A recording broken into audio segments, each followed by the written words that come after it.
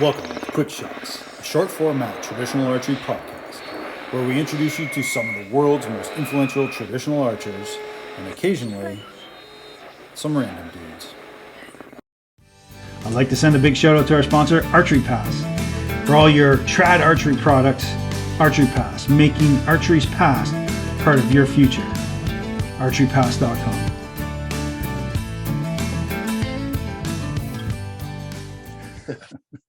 Hey everyone, welcome back to the show. My name is Mick Chambers. I am here with Father Stephen Gadberry.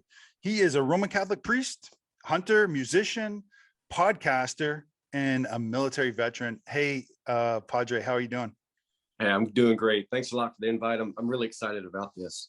I am too, and I know we talked just 2 seconds ago, but I'm a little bit anxious because growing up talking to a priest was like you only did that on special occasions, right? You only when you went to you went to confession, and there were some times in my I'm a Catholic too, so when I grew up, it really was like if you were an altar boy or whatever, then you could talk to the priest, but other than that, you left that for adults. Yeah. But so I really appreciate you being on the show. We don't talk about religion and we don't talk about politics on this show, but I'm going to tell you what, I really wanted to get you on the show to talk a little bit about religion and hunting and all those cool things that you're doing. So it doesn't have to be strictly for that. So if people are listening to the show, please don't tune out if you're not a Catholic. It doesn't matter. We're going to talk about all kinds of fun and cool stuff, right? I mean, you're an interesting dude. Yeah, it'll be a fun talk. So even if, regardless, depending on your look at it, I mean, anything that you're passionate about in life, it could be anything. It could be archery, it could be canoeing, it could be cross stitching. If you're passionate about anything and you put time and attention to it in a very real way, deep in your soul, it is an aspect of your spirituality. So there is a very real religiosity to this archery world that we're living in. Yeah, and in fact, I'm actually here to convert you because you are a lot of a compound shooter.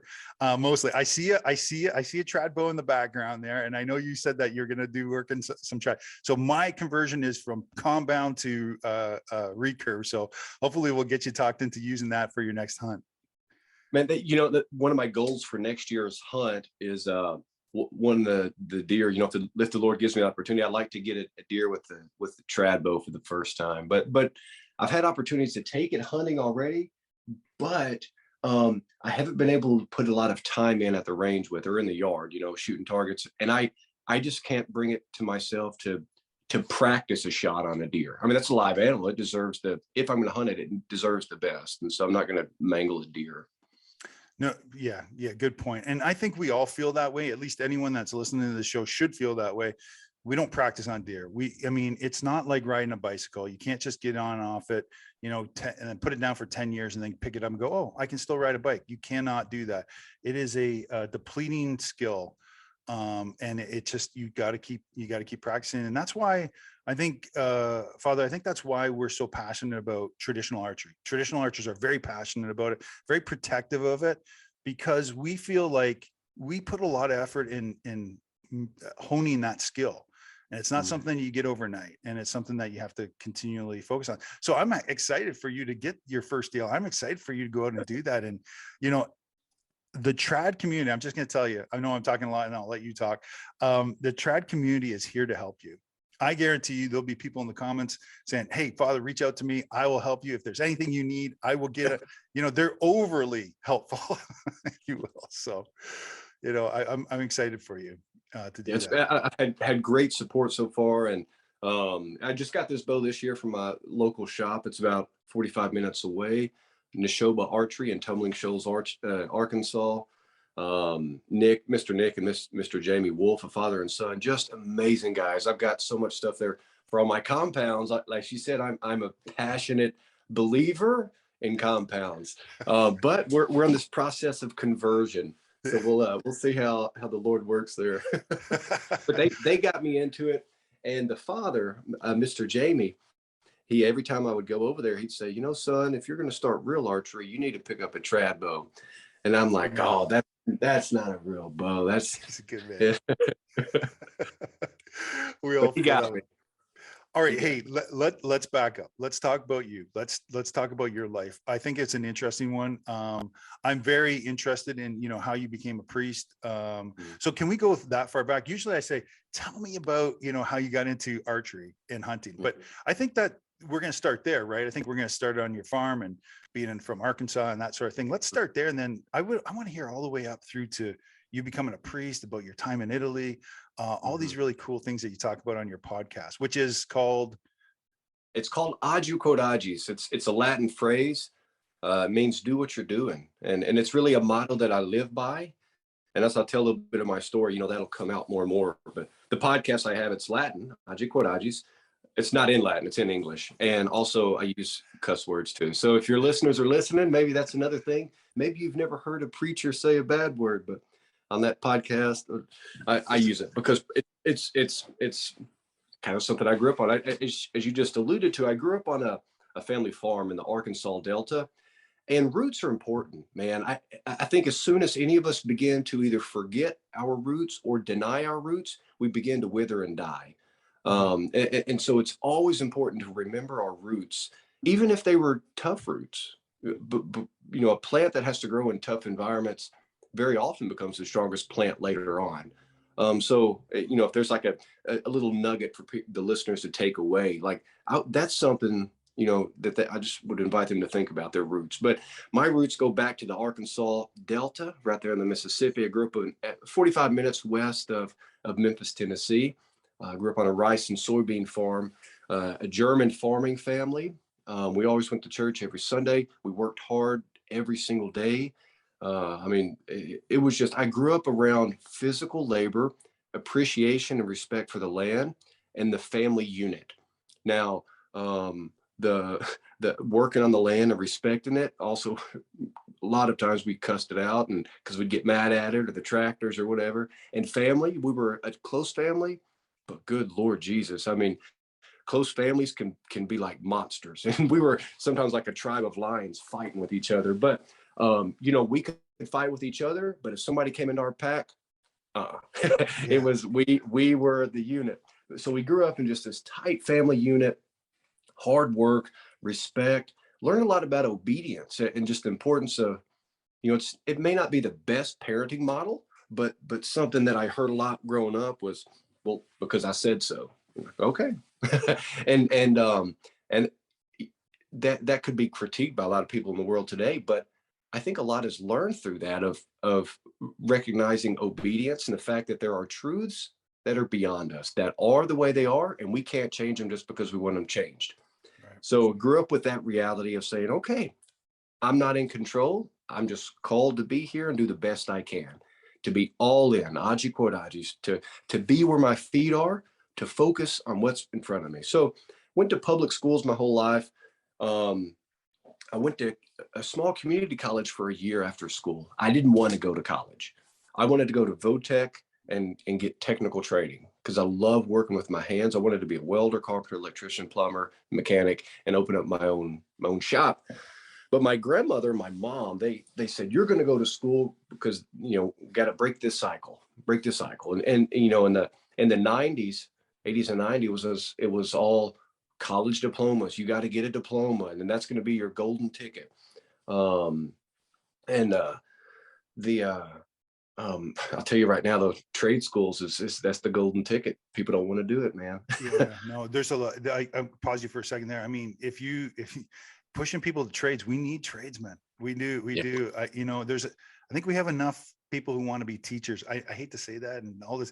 Everyone wants to go to school to be a teacher because it's a noble profession, right? But some people got to be auto mechanics. Some people got to do heavy machinery. We need that, and it's good paying jobs. Keep going, Father. Sorry. Yeah. So schooling. There's places for all those. I was in school for I did college for a year. And then, seminary formation, the process of becoming a priest is 8 years of very intense. So it's basically the same thing that medical doctors go through, but on the spiritual side. So I'll get to that in a second. Went to college for a year because my mom and grandma made me, but not because my heart was there. And I hated it. And since my heart wasn't there, I wasn't focusing on what was in front of me. I wasn't doing what I had to do. I was in another place mentally. So I got bad grades. And I joined the military. They weren't expecting that, but I joined it. I had some cousins who joined the military, so it wasn't out of the blue, but I did, and I absolutely loved it, man. It was, I mean, we worked and worked and worked. I went in for a special ops job and didn't make it through the training, which was one of the greatest blessings, because it was a good kick in the face to say, you know, you've worked hard, but there's a darker spot that you need to go to really grow. You know, you would go just to the edge of comfort, Yeah. is what I mean. Interesting. So yeah, when I say a dark spot, it's like, we think we push our limits, but really our limits that we perceive are pretty comfortable places. And very often life hits us and we have to push even deeper into that dark spot. So like whenever you don't want to feel, you don't feel it, you don't want to be there. It hurts, it's painful, but you just got to do it. And so the whole special ops training thing was a good kick in the face to say, okay, I need to go to another level. So then I got put in a new job, ended up doing logistics. And I was really mad about it at first, because I was thinking, good Lord, I'm going to be a mailman in camouflage. Like, I don't want to do that. But it ended up being such a blessing. I go to Germany for a little over 2 years. I'm in Central Iraq for a beautiful sunny summer in 2007. The sandy beaches over there, but no water, but a lot of beaches everywhere. And this whole time, it's my first time away from home. So I grew up in this family unit where I was so close, and everything we did growing up was as a family. But when I was in the military, that was my first time to learn how to do stuff as an individual. And so it was really a beautiful thing to take what I learned growing up and apply it, you know, in personal, responsible ways. And another thing that growing up, I really learned a lot about was taking ownership.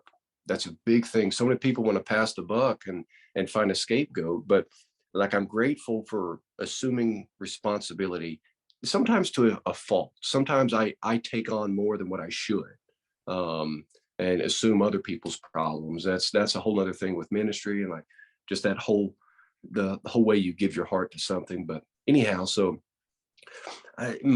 my relationship with the Lord grows, and I eventually like hear the calling, you could say. So then I go to seminary in 2008, and I'm in Southern Louisiana for 4 years. Man, the culture down in Southern Louisiana is amazing. America is a great place. I've been all over the world. There's some great places all over. And Europe was amazing. The Middle East was amazing. I've never been to Canada. Are you in Canada? Is that where you're at? No, I'm Canadian, but I live in Kansas. So okay. I've been in the US for like 10, 12 years now or something like that, but still keep Canadian. Too far. Hey, let me pause you for just 1 second. So I want to get, so we do this in chunks. So you're going to go to the seminary, and that's really interesting. That's in Louisiana. I want to back up just 2 seconds. Talk about your family unit and how great that is, and how important that is to, you know, again, we talked about trad archery, and I do want to bring this around to archery. Like, it's that archery focus. We consider ourselves a family, the trad family, you know, and I think that it's very, very, we have deep roots, right? And we find those roots in our family. Like, usually our father, our mother, brother, sister, something like that has pulled us into archery. When you started hunting, did you start hunting when you were on that farm, when you were in Arkansas? No, right? No. I mean, like, we'd go out there little Red Ryder BB guns and shoot cardinals and stuff. Like, not good hunting, but not the cardinals that we know in the Catholic. Correct. No, the birds. Okay. All right. Okay. Okay. So it hasn't happened yet. So you haven't got the bug yet. Okay, cool. No. All right. So we're back at the seminary, and we're in Southern Louisiana, which is, I've been in Louisiana, love it. Obviously, New Orleans, amazing people, amazing food. Oh my gosh. Yeah. Good food. Great food there. I was there for 4 years, great people. And then after that, I was in Rome, Italy for 4 years, studying at the Vatican. So I was next door to, you know, Pope Benedict, Pope Francis. And you know, got the opportunity to meet them, and which was really cool, you know. Wow. Different occasions, but then to be at like such a crossroads of humanity. And I learned not just a lot about religion and theology and philosophy, but I learned a lot about humanity. And to tie it in with the archery world, something that's beautiful about archery is like, you've got so many people from all walks of life who are united in a common focus. And I think that's something that we can really use to our advantage to move the world forward. I don't mean like in a progressive, like let's change everything, but what I mean and like move forward is like us united, for us to unite and not be such a divided culture and community. Exactly. When we focus on something outside of ourselves, when we have a mutual love that is outside of us, it's no longer focused on ourselves, but it's focused on something else. And that's what love is. Yeah. And so when we have this shared love for archery, like so many people come together and, we focus on that. So 2016 is whenever I'm ordained a priest. And then I moved back to Arkansas, which is where I'm at now. And then after a year, I was named pastor at a couple of parishes in North Central Arkansas. And that's when I got into archery, the fall of 2017. I killed my first ever deer with a little doe with a 270 at 205 yards. And then the next year, I got a little kid's bow because I didn't want to spend a lot of money on bows because I saw how expensive they are.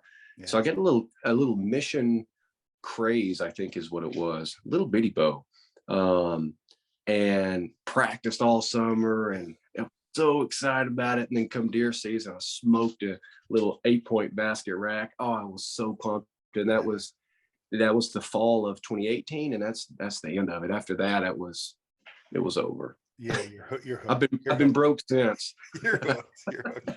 That's how they get you, right? I mean, and I love how you say that you're blessed by seeing deer. And I see some of your Instagram posts and stuff like that, and you're blessed by, and I love that. I love that feeling, because you're so close to God when you're in that tree stand. I don't care what anyone says, why people hate hunting or why they just don't get it. They don't understand that you're close to nature and how much hunters do for our wildlife. And I think that I'm an advocate for it. And I loved what you just said there, that our trad family is a family, and it's brought together by the love of archery, the love of each other. And that's why I said at the top of the show, we don't talk about politics, we don't talk about religion, because we don't need to. We're a family, right? And that family is that brings us together with the love of traditional archery. And I'll be quite honest with you, we don't hate on, there's some people in trad archery world hate on, people who do compound, right? I think I love to have that funny banter back and forth, kind of like in the military, where we make fun of the Air Force. No, yeah. I'm teasing. All right, I gotta go.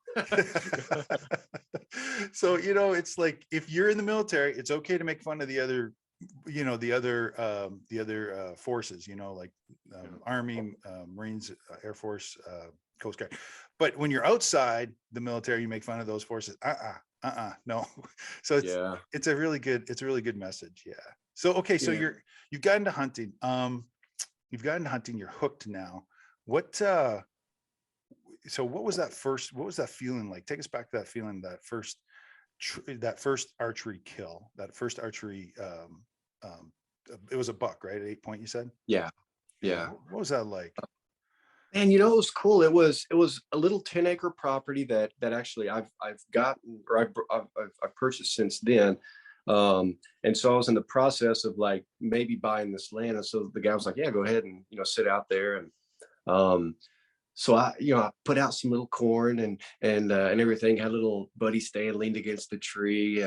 And I was there and like some khaki pants and a brown shirt, no camouflage, little ball cap. And just had it and was just kind of there reading a Louis L'Amour book, kind of twiddling my thumbs and everything. And then I just hear the rustle, and I didn't even have a rangefinder at this time. So I kind of like walked off the steps of like what would be about, the different yardage markers, and 18 yards is where kind of like one of the key points where some corn was.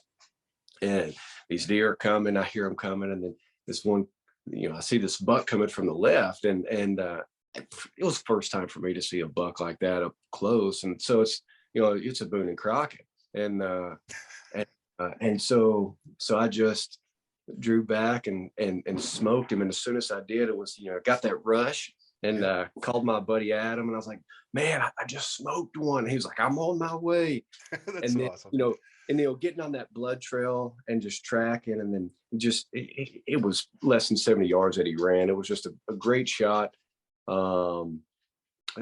wasn't a full pass through because it was I think the bow, it was a little kid's bow, but I've learned a lot about that since then too. But so he broke off the arrow. So in the blood trail, I see part of the broken arrow, and that was just exciting. You're like, oh gosh, where is he? And then we get him, and yeah, just just a typical experience. You know what? Every harvest is like that. One of the things that antlers are cool, but I honestly, I'm a sucker for doe patrol. We got so many deer here in Arkansas. They're not monsters, but we just got a lot of them. And I love doe patrol because they're so keyed up. They smell and see everything, and so you got to hunt them hard. They're not forgiving at all, and it's kind of fun. To hunt them. So that's great. So are you an avid hunter then? Or so are you out a couple times a week during hunting season, or? Yeah, I'm out every chance I get. So here at the church, a lot of the stuff that I do is in the afternoons and evenings, which are my favorite times to hunt. I hate hunting the mornings. I'll do it, but I prefer evening hunts. So Friday evening and Sunday evening are really the only times I can hunt because I don't have evening events there. They're all in the morning. Monday is my day off. That's my only day off. And so typically Mondays I'll go out, but usually 2 times a week. A good thing about winter, the middle of winter, the days are getting longer now, but leading up and around the winter solstice is the sun will set just a little bit before 5. I can hunt till 5:30. Most of the places I hunt here are 15 to 20 minutes from the house. So I can literally hunt and be back to the church by my 6 o'clock appointments. And there have been times when I've walked in and had to do them in camouflage, like whatever. That's awesome. But yeah. That's funny. That's so good. I mean, honestly, I must be the first podcaster to have a Catholic priest on who's talking about how he hunts and then cusses a little bit on his podcast, and then he's also just an avid hunter, and then shows up in camouflage at church. That is awesome. Well, I got a little thought on that, if I can just share. That's one of the things that is like, I'm a human. I'm a normal human being, just like everyone else. I've got this vocation, this calling to be a priest, to be a preacher, whatever you want to call it. But at the end of the day, I got passions just like everyone else. And so for them to see the humanity, like in ministry, that's a big thing. But to connect it with archery, I think that's one of the reasons why the archery community is so strong, is that it's a group of people who know that they're journeying together and they have not arrived yet. And so they know that it's better for them to take as many people with them that they can to their destination than to get there alone. I think most all archers kind of feel that way. There's a really amazing parallel. I'm not sure if you know it, but like the ancient words in Greek and Hebrew for sin is called missing the mark. And in the different translations, and the exact same word is used for archers in those ancient languages. For example, in the Psalms, there's different times where they'll speak of God's grace like an arrow, or like you bless your sons like the archer. And in those contexts, whenever sin comes up, the connection is made with archery and missing the mark. But the interesting thing with sin along with archery is missing the mark is part of the process. If you want to dial in your bow, you have to be willing to shoot, miss the bullseye, and take another shot.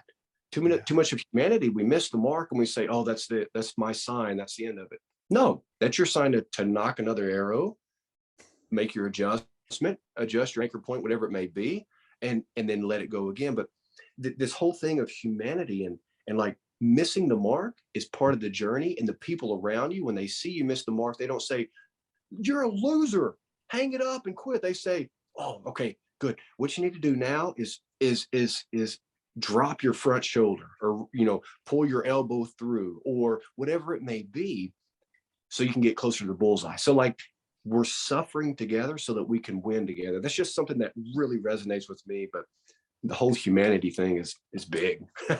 That's fantastic. I mean, that is a fantastic parallel. I love it. I love that. I love that. That gives me more inspiration to be, better at archery even, Yeah. And I do see that in our community. I see people say, "Hey, Mick, you're struggling with target panic. Here's what I can do to help. Here's what I can do to get you back on the mark." That's fantastic. What is, question I've been dying to ask is, what does God say? What does Jesus say about hunters, about hunting? Is there something in the Bible that says, like for or against, is that a, Well, I think throughout scriptures, it's pretty clear of the Lord giving man dominion over creation. Now, the dominance is not like do whatever the hell you want with it, but or whatever heck. I'm sorry for what we can say there. Doesn't mean like you can do whatever you want, but it means like assuming responsibility. And responsibility of nature would imply conservation and doing what's necessary for that.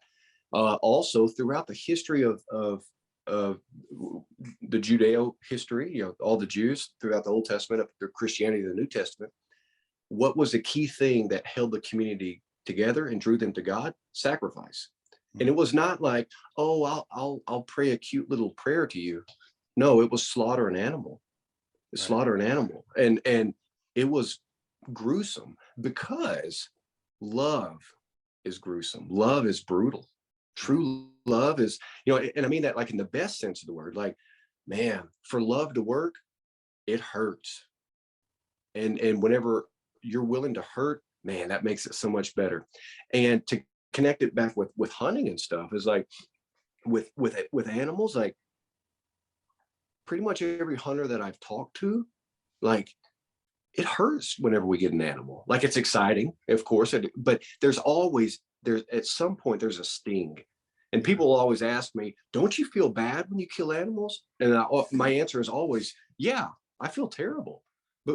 But that's what makes me more grateful. It was a free choice I made, and that animal has given me life. It's helping the cycle of life. But throughout, anyhow, to bring it back to your question, yeah, throughout the Bible, like it's God is clearly given responsibility and dominion over creation, and as we got to do it. No, that answers the question. I mean, yeah, I just was curious, from a Catholic priest perspective. I guess it's kind of nice to hear actually that last little bit that you said. I do, and I'll bear my soul a little bit here. Every time I do kill an animal, I feel terrible. Like I feel that excitement. There's just massive high, and then you start to come down, and then you got your animal, and then you're starting to take apart the different parts of the bones, and you're skinning the animal, and then you're putting the meat away, and then eventually you have to get rid of that carcass.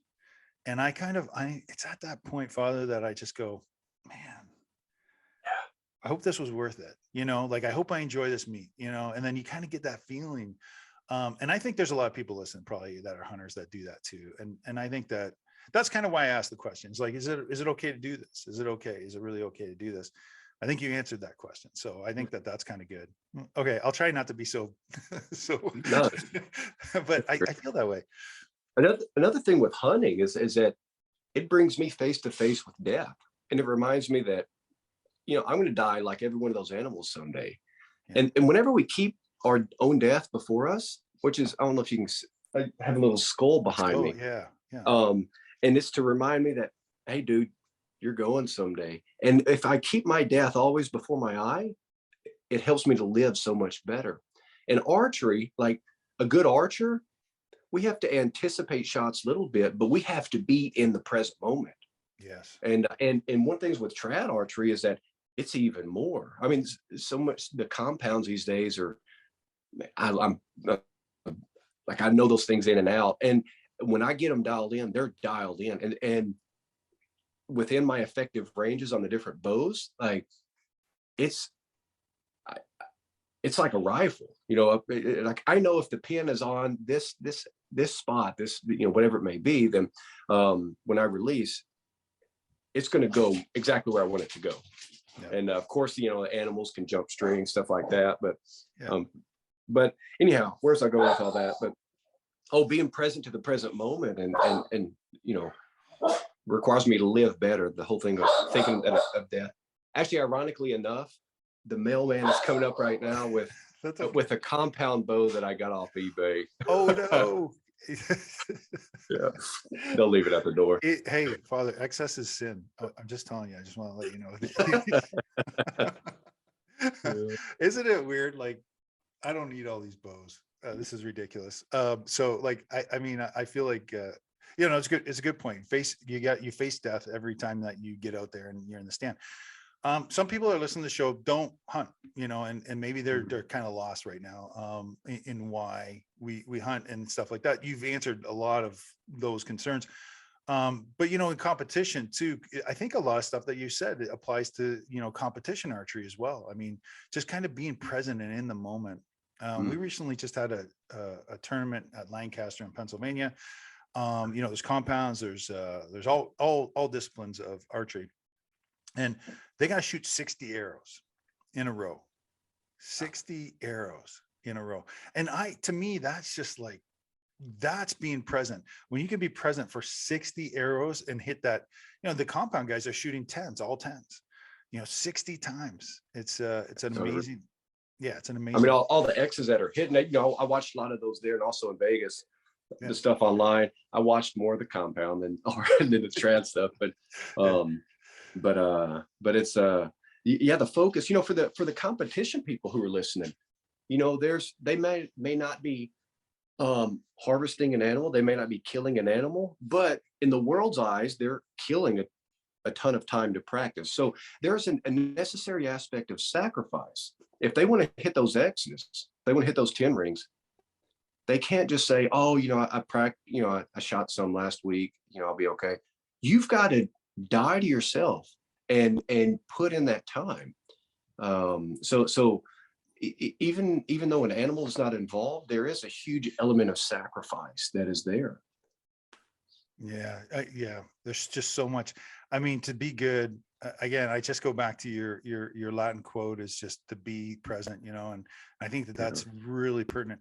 And I think that's what resonated for me when I saw your Instagram stuff. I mean, first of all, you're a Catholic priest and you're doing all kinds of cool stuff, right? And like you're working out all the time, you know, you stay fit, you care about your body and your health, your personal health, and you know, you preach really, like, I love what you say, a lot of things you say and quotes that you put out there, very inspirational. And today was incredibly inspirational. I follow you. If people want to follow you online, how do they get where do they got to go to follow you?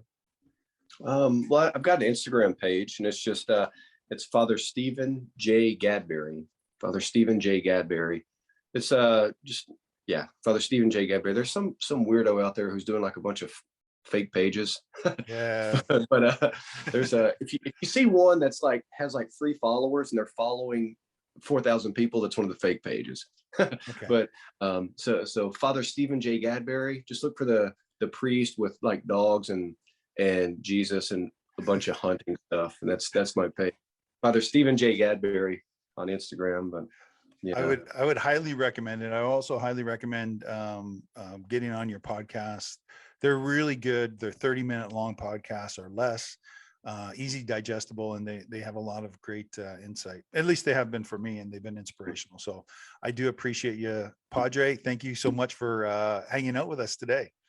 Hey, I've really enjoyed it. What would be I'm kind of flipping the roles now and like putting a question to you. Shoot. What would be a closing point that you would give me to get better with this right here with the trad bow?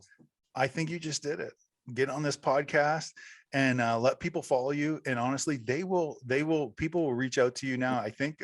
And I'm always available, and I will always be available to you to you know, whether you want to do like a FaceTime and to say, hey, okay, what do we got to do now to set this bow up? And what do we got to do?